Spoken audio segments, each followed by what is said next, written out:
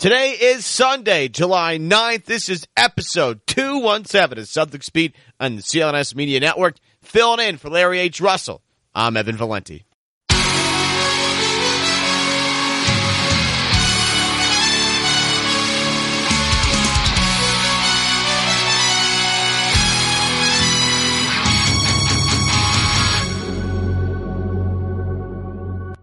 What an eventful time right now to be a Celtics fan. It feels like, you and I, we last talked last week. I was the guest of last week's Celtics Beat. Shout out to Larry H. Russell for having me on the show last week. And my name is Evan Valenti, for those of you that don't know me, at EVANVALENTI on Twitter. And, last week I woke up at 6 o'clock in the morning. I did the show with Larry, and I was a little cranky. Yeah, because I'm waking up at 6 o'clock in the morning on Sunday. But I was still a little cranky about the missed Paul George trade, and I really kind of was still bitter, still salty about that one. And since then, I feel like a whole bunch of stuff has happened. The Celtics got Gordon Hayward. Fantastic. The Celtics' third overall draft pick, Jayson Tatum, looked pretty great in his first couple of Summer League games. Jaylen Brown looked great in his first Summer League game. Not as well as in his second, and took the third one off, obviously. But there's been some downs, too, as a Celtics fan. They had the departure of Avery Bradley, the departure of Kelly Olynyk. It's been a roller coaster of emotions, if you will, as Celtics fans. And I got to tell you, this past week has really shown us, and a part of CLNS Media, how crazy you guys are for Celtics content. I gotta tell you, we love putting it out all the time, and the Celtics give us reasons to put it out all the time. I have a show called CLNS Celtics Roundtable on CLNS Media Network, right? We did a show right after Avery Bradley was traded, and Jonathan Ignall did part of the show eating lunch in his car.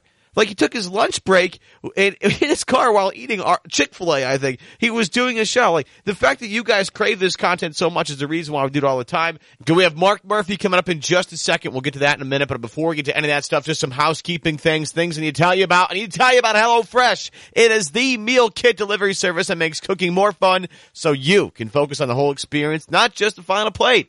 Each week, HelloFresh creates new delicious recipes with step-by-step instructions designed to take around half an hour so that anybody from novices to seasoned home cooks short on time, they can make tasty meals. HelloFresh sources the freshest ingredients measured to the exact quantities needed so there's no food waste, and they employ 2 full-time registered dietitians on staff who review each recipe to ensure it's nutritionally balanced. They deliver food to your doorstep in a recyclable, insulated box for free. And now they're offering light summer meals and have just introduced breakfast options, which happens to be the most important meal of the day. Loyal listeners of this show and CLNS Media get a very special offer. Get this, because you're a loyal listener to us, use the promo code BEAT30 for $30 off your first week of HelloFresh meals. Again, support this station, this podcast. Try HelloFresh. Go to HelloFresh.com, enter the promo code BEAT30. Other things I got to remind you about, folks, CLNS Media is growing by the day, and we just acquired Bob Ryan's Boston podcast, just added it to our cavalcade of shows, if you will. Make sure you subscribe to this one. Make sure you download the CLNS Media app. You can find his podcast on our app. Legendary Boston sports writer Bob Ryan, he'll sit down with a new guest every week to talk about all things that matter to true Bostonians. Past guests include Kevin Cohen, Larry Lucchino, Lou Merlone, Jackie Mack, Hubie Brown, and more. Check out Bob Ryan's podcast on the CLNS Media app. CLNS is all over Summer League right now. Insane atmosphere out in Vegas after the first couple of days. Make sure you get the best, the most up-to-date coverage. Just follow CLNS Media on Twitter at CLNS Media. We'll have all of our content there. Jared Weiss, Nick Gelso, a couple others out there tweeting like crazy, uploading tons of stuff. Make sure you get caught up on all of it at CLNS Media on Twitter. We're on YouTube as well. Make sure you get that subscribe button. You hit that thing, click it, tell your friends. You get caught up with all the content we're pushing out there on a bunch of different podcasts almost every single day. And speaking of podcasts on CLNS Media, Little shameless plug here. Check out my own podcast. It's called Celtics Roundtable on the CLNS Media Network. I host that show alongside Matt Ignall and a rotating cast of characters. Jonathan Ignall, Jonathan Levy, Sam Sheehan, to name a few. Got a couple other guys that kind of join in as well. We just added Alex Kungu from Celtics Blog to our roundtable, and it's expanding by the day. So make sure you check out at CLNS Roundtable, a part of the CLNS Media Network. Again, with myself, Matt Ignall, and a whole bunch of crazy other guys as well. So let's get to the reason why you're here. It's for Mark Murphy. He is one of the Celtics beat writers for the Boston Herald. You can follow him on Twitter at Murph, MURF56. Here's Mark. Are you out in Vegas? Yeah. Is it deadly hot out there? It was 115 yesterday. Oh my God. How do you, oh man. Dude, you couldn't even go outside. Yeah, you know what? I'd rather, it feels more comfortable to me than what I get back home. Really? Oh, but, 95 and 60% humidity is murderous. Yeah, I mean, it's similar out here in the Berkshires. It's a little bit cooler out here. I'll be honest about that. Yeah. It's true. A little more of a breeze out here in the Berkshires, but the humidity is nasty sometimes. Eastern Massachusetts can be like Florida. Yeah. I remember I used to do, I was doing minor league baseball in the New York Penn League, short season A, so we have the little spinners in that league. And I used to talk to some of these kids from Texas. We'd have kids from, TCU and Texas A&M and all that fun stuff. And I'd always talk to them, and they'd be like, God, it's Albany, New York. It's Troy, New York. But you would think playing in Albany would be easier than playing in Texas. Yet it's such a drier heat in Texas. It's much easier to play. Here, it's like you set foot on the field for warm-ups, and all of a sudden you want to, you're dripping in sweat. Yeah, actually, the Cape League on a really bad day can be brutal, I'll bet. Yeah. Oh, well, oh yeah. I can't imagine. I never did Cape League games, but I can only imagine how bad that is. Yeah. Actually, I did a few features on them on the Cape League back in the day, and it was actually gorgeous. So it's when the weather's right down there, that is just great baseball to watch. Yeah. Yeah, it's top notch for sure. And we're talking with Mark Murphy of the Boston Herald. He is a Celtics beat reporter for the Boston Herald. You can follow him on Twitter at Murph, MURF56, out in Vegas watching the Boston Celtics Summer League team. And before we get into the Summer League stuff, Mark, I do want to talk about some stuff that affects the actual roster. Avery Bradley moving on to Detroit, and with a second-round pick in 2019, I believe. And before we get into how this actually affects the roster, just want to get your thoughts on your favorite Avery Bradley moment. Because my favorite one that of everything that Avery Bradley's done in his career, my favorite moment for him was actually the last game of the Paul Pierce, Kevin Garnett era, Game 6 against the Knicks inside the TD Garden in the fourth quarter. Boston down 20+ points, almost came all the way back, got it down to 4. And a big part of that was Avery Bradley picking up Raymond Felton full court, all 90 feet of the floor, caused a couple of turnovers both in the Boston offensive zone and their defensive zone. He was a big part of that comeback. It was one of my favorite games to watch. It was the last of that amazing run for Paul Pierce and Kevin Garnett. Mark, do you have a favorite Avery Bradley moment? The one that comes to mind is when he kept popping his shoulder out and he stayed in the game. One thing that I don't think people realize, they look at, the guy had a lot of injuries in his career, including before he even joined the Celtics during pre-draft workouts. But he was a tough kid. And I forget which game it was, but it was 2012 on the way to the finals, and his shoulder basically pops out of joint, and had been going in and out for, the better part of a couple of weeks. And he signals he has to come out. Doc starts to send somebody else in, and then all of a sudden, Avery just pops it back in and goes, "No, I'm good," and he stays in the game. I mean, that's the kind of player he was. Yeah, tough-nosed guy, comes from again, that background with Kevin Garnett, Paul Pierce, you kind of, some gritty guys. Again, and remember his earlier career, he took Ray Allen's starting job because Ray Allen just wasn't hacking it defensively, and Avery was so good from the jump on the defensive side of the ball and got better every single year. And this is some of the things that you get some of these 19-year-olds coming out of college now, and you can say the same thing maybe about Jayson Tatum. You can definitely say about Jaylen Brown. Is, they're far from finished products. They all have things to work on. But again, it's up to them to find ways to get on the floor. Avery Bradley could make his impact on the floor just by being a defensive presence. For Jaylen Brown, defensively he gets lost sometimes off the ball. But his elite athleticism is in both ends, but especially in transition is what sticks out. Jayson Tatum, when he gets to the pros, finally makes his debut. His scoring ability is going to keep him on the floor. But there is something to be said, and there is something valuable about a guy who every offseason gets better at something. And that's the one thing that you can say about Avery is he got better at something every year. Well, the thing about Avery was,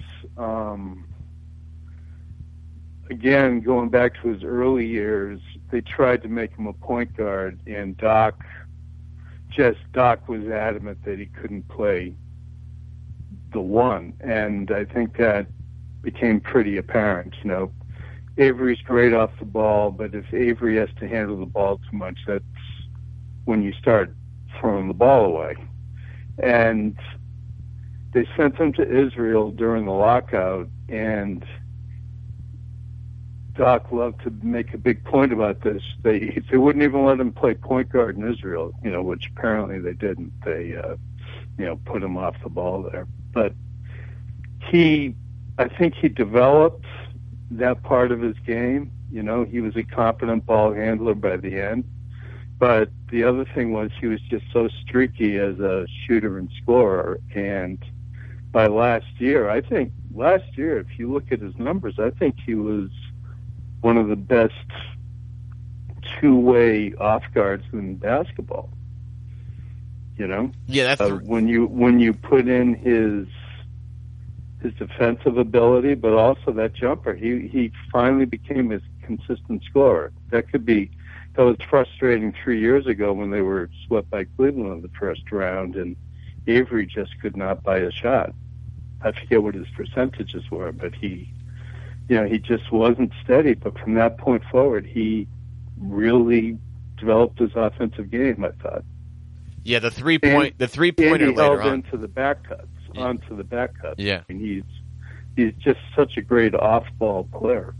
You can remember the synergy with him and Rondo. He was, again, you mentioned the back cuts. That was kind of one of the things that first emerged in Avery Bradley's offensive game. Then it was the pin down at about the elbow, on either side of the elbow, that he could really, get a good open look from there and be comfortable shooting from that area. Then he, brought it back to 3-point range this year, was a spectacular high 30s, from 3-point percentage this year. And again, it stinks because, this is a guy, he was the last connection Boston Celtics fans had to that last championship team. And now, you've seen the pictures all over social media. You've seen the statements about it. Marcus Smart, now the longest tenured Celtic. You look at a picture of the Celtics 4 years ago, and nobody on the roster then is on the roster now. It's unbelievable what Danny has been able to do in a short amount of time with the things that he was given. Has been able to transform a team that was towards the bottom of the Eastern Conference, got Marcus Smart, and now they're part of the top of the Eastern Conference. But that's, you're starting to see the wealth of those picks. Jaylen Brown, now you've got Jayson Tatum. That is your future, and you're able to layer that underneath your veterans like Horford and Isaiah. It's really, their bench is going to be all young talent this year. Yeah, it's a little, and we'll get into that in a little bit. It's a little, not uneasy. It's not an uneasy feeling. It's high-end young talent, but again, it's young talent. And in the NBA, a lot of these young kids, again, really don't even know how to play yet. And we're talking with Mark Murphy, the Boston Herald. He's the Celtics beat writer for the Boston Herald. You can follow him on Twitter at Murph, MURF56. And before we get into the next casualty of the Gordon Hayward signing, there was a lot to do about, and especially in the media, about Boston. We're going to sign and trade, maybe offering up Jay Crowder as a piece to make this deal work with the Celtics. And I always thought that was kind of insane. And as much as we've, lauded and bragged about Avery Bradley, he was the most logical choice of all the players on the Celtics roster to trade away. I think a lot of Celtics fans, at least smart ones, realize that. But the Jay Crowder thing, I never really got. Mark, when did you know that this Jay Crowder thing was all nonsense and the real target here for the Celtics in terms of making enough room for Gordon Hayward? It was really supposed to be Avery Bradley. Well, Avery's money was a much better fit, With Jay, it would have been, they probably would have had to also do something else if they went through with that sign and trade involving Jay. But they also wanted value for him. And Utah never gave him any value. I talked to somebody, the whole Hayward actually had to request that to happen, to make it happen, but he did. And his agent was sort of pushing for this thing to happen, but no. They were having trouble getting value for Avery too, just because expiring player. They know they're trying to get rid of him. Nobody was offering anything. It sounds like Morris was the best they could have got. I actually think they did okay there. I think Marcus Morris is a decent piece to get back again for an expiring contract, which I think now is becoming valuable again in the NBA now that the cap has kind of settled down to more where it's not going to have that huge $20 million jump. It's going to be, maybe go up $1 million or $2 million here or there the next couple of years. It's not going to be that massive jump. So those expiring deals now become more valuable. And another casualty of this Gordon Hayward signing is Kelly Olynyk. And again, he had to go. I think everybody realized he had to go. At least Kelly had Game 7 of the Eastern Conference semifinals against the Wizards, a moment where you can say, okay, Kelly Olynyk for once, he's had some value throughout his career, but for the one time the Celtics really needed him, he stepped up in a really huge moment and propelled them into the next step, into that Eastern Conference Finals loss to the Cleveland Cavaliers. And you look at the roster now, and they're trying to reshape it sort of on the fly here. There are more moves to come. But they're clearly going to miss the outside scoring threat from Kelly Olynyk. I know as it frustrates Celtics fans and media personalities to death to watch him sit in the three-point line and pump fake guys to death. But let's be honest, his scoring threat from the outside was something that Boston desperately needed with the way they run their offense. Now they're going to add Jayson Tatum, who's going to be a guy that might be able to fill it up from three-point range. Morris has that kind of range, but is a streaky shooter. Those two guys coming off the bench should be able to replace the scoring role that Kelly Olynyk had as the 6th, 7th guy in the rotation, this first or second guy off the bench. But however, with new pieces coming up, I'm still a little scared about their bench. I know they're going to stagger minutes with Hayward, Isaiah, and Horford to make it a little bit easier on some of these guys, but I could easily see Boston's bench unit, their second unit, still struggling to score. Do you see that same problem, or am I crazy here, Mark? Well, I think it's a problem for more than just that.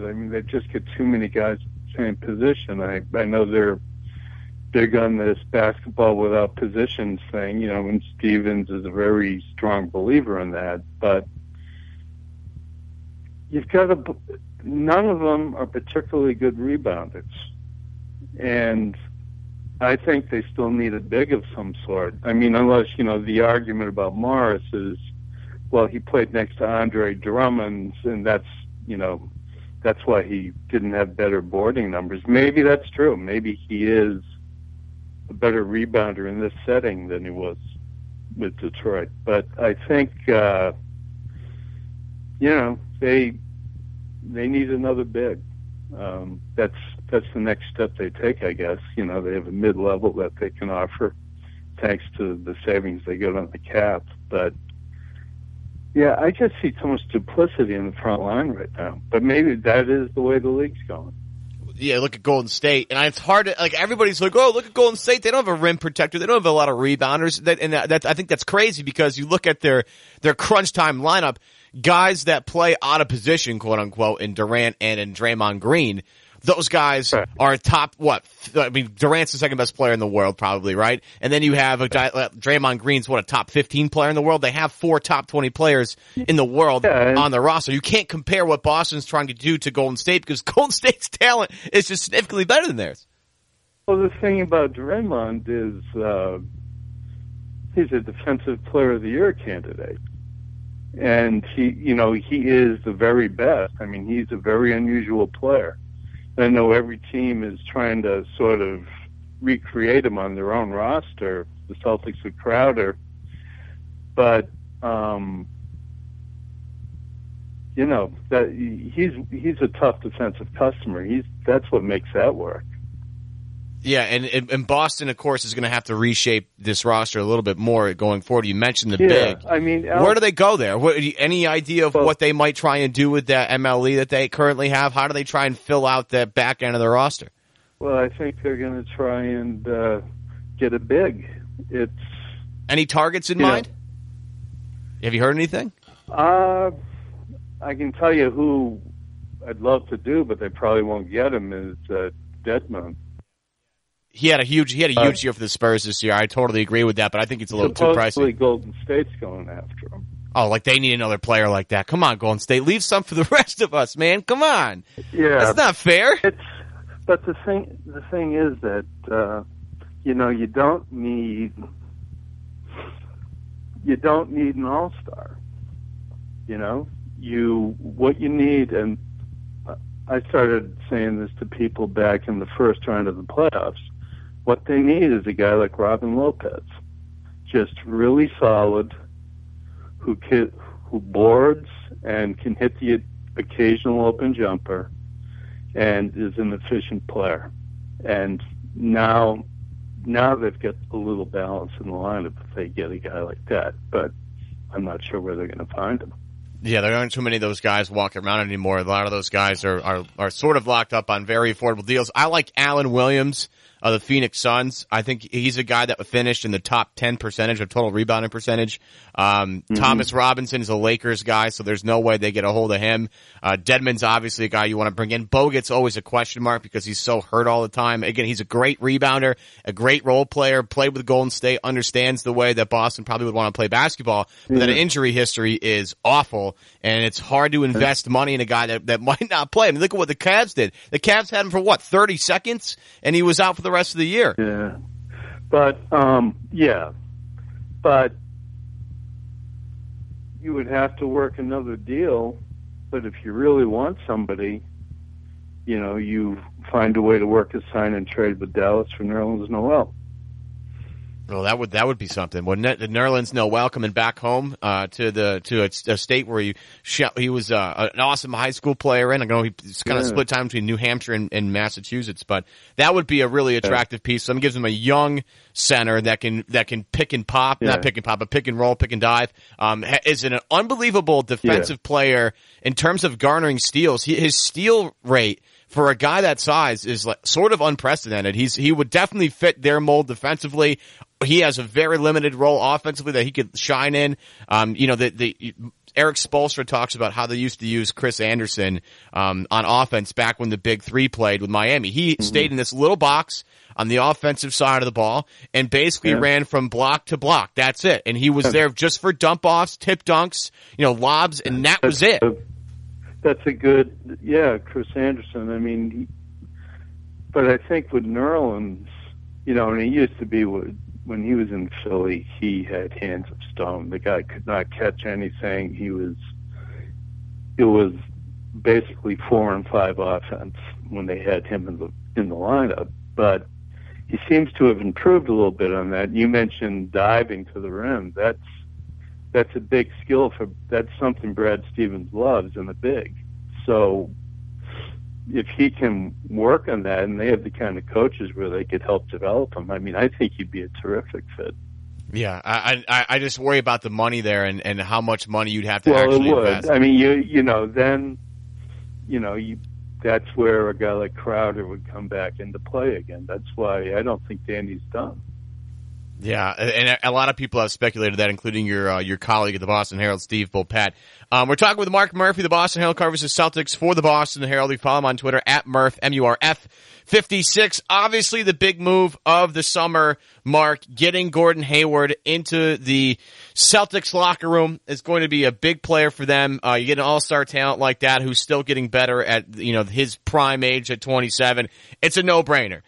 Stevens, obviously the connection there is goes beyond stating at this point, and you understand why it's an attractive piece for Boston. But the one thing about Stevens that I really like, and one thing that I think is the mark of a good coach, is how he can take one player, find what they're good at, and accentuate their strengths. You look at Jordan Crawford. Here's a guy that I think most casual listeners would have no idea who Jordan Crawford is. But Brad Stevens brought him in. He was Eastern Conference Player of the Week, I think, one week, or maybe the month. I don't remember exactly how that went down. He got paid and now is out of the league. You look at Evan Turner. Brought in Evan Turner after being cast off from Philadelphia, from Indiana, comes into Boston on a very affordable contract, plays a role for them, excels in that role, gets paid and goes to Portland. Isaiah Thomas, I think, is another example of this. Now, Isaiah was already good. When he was in Sacramento, he was averaging 20 a game. Went to went to Phoenix, got in some interesting disputes with some management there in terms of how they wanted to use these 3-point guards.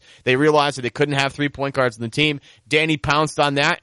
And I think, it'd be silly to discredit the fact that Isaiah Thomas has gotten better on his own, because he has. He's put the work in, no question. But Brad has found the best way, I think, to utilize him on the offensive end and how to figure out how to make him work defensively. I think Brad gets a little credit in that regard. So when I look at Gordon Hayward, and you see this guy that they get from Utah, who had a great run in Utah, was coached by a great coaching staff under Quinn Snyder, was the last of the Jerry Sloan era over there in Utah. But you see Brad, and you see what Hayward has become. If there's another level to Gordon Hayward's game, Brad will find it. And I think, I'm going to hypothesize here, Mark, I think there's a time and a place where Brad uses Gordon Hayward as a point guard, and that's when things sort of get really fun for the Celtics.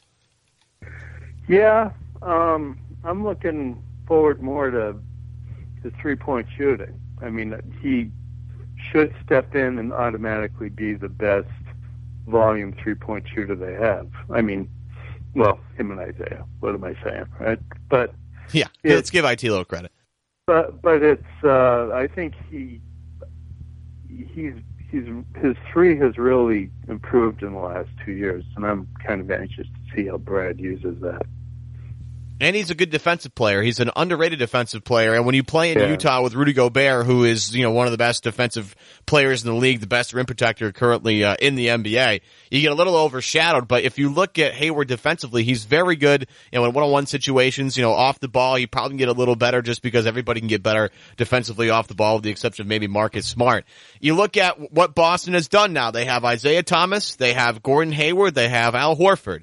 Is this enough, in your estimation, in terms of star power to beat the Cavaliers? I think the Celtics, in terms of matching up with Cleveland, if they're going to beat Cleveland, it's going to be with their depth, being able to spread out the minutes of IT and Al Horford and Gordon Hayward. But the guys that they can bring off the bench are going to help. But you look at these two teams, everybody's trying to debate. Can Boston compete with Cleveland now? Can they, Mark? They're still going to get killed in the glass, and that's. Until they can solve that problem against Cleveland, they're not going to win. Yeah, Tristan Thompson, Kevin Love, both of those guys are a huge problem. They just, but it'll be interesting to see how much they actually give time to Yabu this year.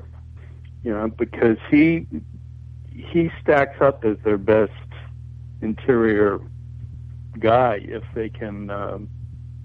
If they can get him going, if he responds well enough. Zizic, I think, after seeing him, it's just 3 games, but Zizic is just so raw offensively. He has no ball skills he does not have ball skills on an NBA level. So the one thing I like about Zizic is he's a guy that understands that he is going to see time on the floor just by being able to rebound the basketball. So he goes after every rebound like his life depends on it, but he can't do anything else right now. You're right. No. He, he had a jumper blocked by another big, whose name I forget, at the foul line the other day, where he had no lift on his jumper, and the guy just very casually went up and got the ball. He's shown some footwork, but he really needs to work on his offense. But he'll, by default, right now, he's going to get minutes. Normally, he would spend the year as a Red Claw. if they didn't have such a need at that position. Right. Now, I'll get you out of here in this last question, Mark. And we're talking with Mark Murphy, the Boston Herald, and he's a beat writer for the Boston Herald. You know, the one thing we'll always go back to with this past draft, obviously, is the Markelle Fultz, Jayson Tatum. You know, Danny traded from 1 to 3, picked his guy, whatever, blah, blah, blah. Whatever you thought about that trade beforehand, I think you now throw out the window. Jayson Tatum's played a couple of games in Summer League, and as a guy that, I mean, I didn't like the trade because I just had watched so much of Markelle Fultz, and I was so sure of it that this guy was going to be a big player in the NBA, and all of a sudden that changed when Danny was, must have seen something in their workout. Did you hear anything why Danny was so hesitant on taking the guy that everybody had rated number 1 overall on their draft board for months and decided, no, we like this guy better a little bit? I mean, I know Jayson Tatum has skill. I want to get to that in a second, but there's something must have happened. Danny must have seen something to say, nope, I'm positive the guy I really want, Jayson Tatum, is actually better than this guy. Yeah, and they haven't said anything about it, but you also have to wonder how much this has to do with whether they're going to make a commitment to Isaiah after next year. I think they thought their backcourt was in pretty good shape. They like the way that Terry Rozier's come up. But, and the thing that's sort of muddled here is how much did they like Jackson? I think, that whole weird thing with the workouts, you don't know how much that affected them not liking him, because the kid projects as just a front court monster when he hits his peak. He can't shoot like Tatum, and Brad values anybody who can shoot the basketball. So I don't know. I'm not sure about the Jackson element in it. They might have actually liked him better. And, you've seen Jayson Tatum a little bit so far, and the one thing that surprised me so far is actually he seems to be a little more athletic than I thought he was coming out of Duke. Now, he had an injury at Duke for a lot of the year. I think he had a sprained foot and had to deal with that for the early part of the year. Started coming on late in the year. During the ACC tournament, I think he averaged about 20 points a game, and towards the end of the year was really starting to hit his stride. Kevin O'Connor of The Ringer has mentioned how that Jayson Tatum has clearly gotten better since his, the end of the year at Duke. And his first couple of games in Utah were quite eye-opening, except, the last one I think he was a little tired. They were a little beat up. But his first 2 games, he was legitimately excellent.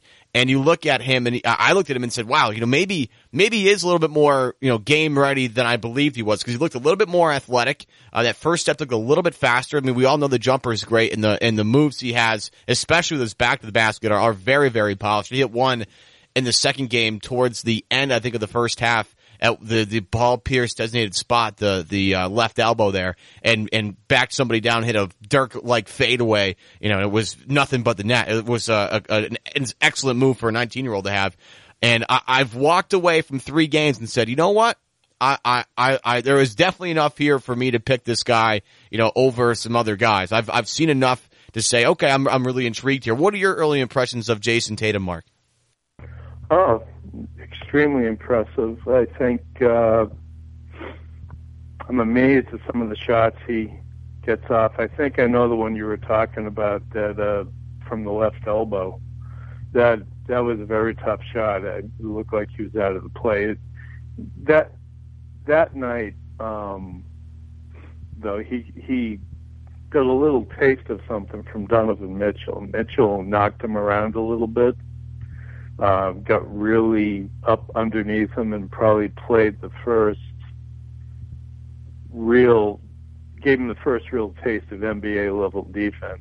And, as Jerome Allen said after the game, he's going to have to get used to seeing this the rest of the way. And what Mitchell did was he got physical with him. And that's going to happen when Jayson steps up to the next level. Defenders are going to see very quickly, because of his slender frame, that they can be physical with him. So that's going to be maybe his first big adjustment. But again, summer league competition, he's been tremendous. Yeah, and I've definitely enjoyed watching some of the other guys too. Jaylen Brown's gotten a little bit better. And watching a guy like Semi Ojeleye kind of figure out how to be effective on the floor has been really fun. Yeah. And that's what do you think, Abdel Nader?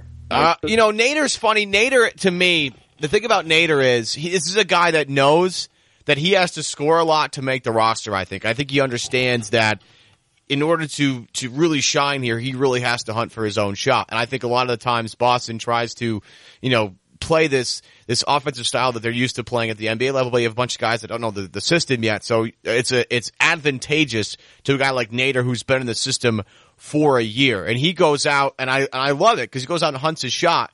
But I'm not totally sure if that's the best case for Boston, like as a team. But for Nader, it makes a lot of sense. He's an interesting guy, but again, you mentioned shooting is one thing that gets you on the floor with Brad Stevens. The other side of that is defense gets you on the floor with Brad Stevens. Right. And a lot of times, especially in that last game against Utah, you'd watch Nader, and he'd look lost on defense. There's one at one point, I think it was Donovan Mitchell in the second half, had the ball, or it was Dante Exum, top of the key, drives, gets by his man, and Nader's right there for help defense, and literally just watched Dante Exum go by him, didn't take a step near him at all or anything. And I was like, Nate, I understand that Boston needs offense. They need guys that can shoot the basketball, and Nader is supposed to be pretty good at that, and shown it in the D League, now the G League, his first G League year. He was the rookie of the year in the G League, but in order to get some time on the Celtics roster, you have to also play the other side of the coin. Like, that's why Jaylen Brown got pulled so quickly out of so many games for the regular season, because he wasn't defending his position. And if you're not going to defend your position out there, and you're not going to add instant offense like a guy like Isaiah Thomas can do, or a guy like maybe Gerald Green could do last year, and he was a guy that was supposed to come off the bench, give you instant offense in a minute. If you can't do that, and you're not going to play defense, then there's no reason for you to be on the floor. So for Nader, finding offensive rhythm is important, but on the other side of the ball, you have to at least be competent, no? No, and too many guys play his position right now. Yeah. He's in kind of a frustrating position, just, in terms of he realizes, actually I talked to him the other day, and I'm going to write a story on him either today or tomorrow about this, but he's one of these positionless guys. He knows that's where he's going to get his chance. But right now he's playing to get noticed by other people as well, even though they have his rights for another year. The guy I find interesting is Semi Ojeleye, because he did a lot of switching and did it well. He found himself on point guards quite a few times over the last 3 games, and they couldn't shake him. They couldn't get around him. He's got very good feet. He can hit the three. He's shown a little bit of it, and I think he's going to be a guy who can really help on the glass if he develops the right way. Yeah, he's got this ridiculous body for a guy his age. He looks like I look at him. And I think about Bill Belichick, and Belichick must look at him and say, man, I really missed out on this guy, because he's just an absurd athlete. He's got a 40-inch vertical. He's, 6'7", 6'8", 240. He looks more like a defensive end than he does a basketball player. So you got to think if he can't cut it out for the Celtics, he might just have to get on the highway there, drive down to Foxborough, and talk to Bill Belichick, because he's just he's a monster. Yeah. No, he's terrific, and He's got a lot more polish on his game than Zizic, for example. He's an older guy. He's a 4-year college dude, but the experience shows. He's a little more polished. Yeah, I agree with you. That's Mark Murphy of the Boston Herald. He's a Celtics beat writer for the Boston Herald. You can follow him on Twitter at Murph56, MURF. He's out in Vegas. Give him a follow on Twitter. Follow him along as he covers the Celtics during their last summer league stint before the big offseason, of course, a little offseason training, and then, of course, leading up to the start of the NBA season in 2017. Thanks for taking some time for this today, Mark. We'll talk to you soon, sir. Okay. Thank you. Appreciate it. And that'll do it for episode 217 of Celtics Beat right here on CLNS Media. I want to thank you guys for tagging along today. I'm Evan Valenti signing off. It's EVANVALENTI on Twitter. I want to give a shout out to Larry H. Russell for letting me do this show today. Of course, filling in for Larry is always fun. I love doing this show. It's a fantastic way to connect with you guys. Again, you can make sure you check us out. My Celtics podcast on CLNS Media is called Celtics Roundtable. It's a bunch of us. Matt Ignall, Jonathan Ignall, Sam Sheehan, John Levy, Zaire, Lucky's Pipe, and more, all on the show. And Alex Kungu, the most recent addition to the show, part of Celtics Blog, now joins us every single week as a part of the Roundtable. I want to thank my CEO and founder, Nick Gelso, my executive producer, my man, Larry H. Russell. Big shout out to staff writer Eddie Santiago, to Steph Blake Rotto, and Chuck Dietz for doing the music for me. We'll see you guys next week. Larry will be back in the newest edition of Celtics Beat right here on CLNS Media. Have a great weekend, everybody.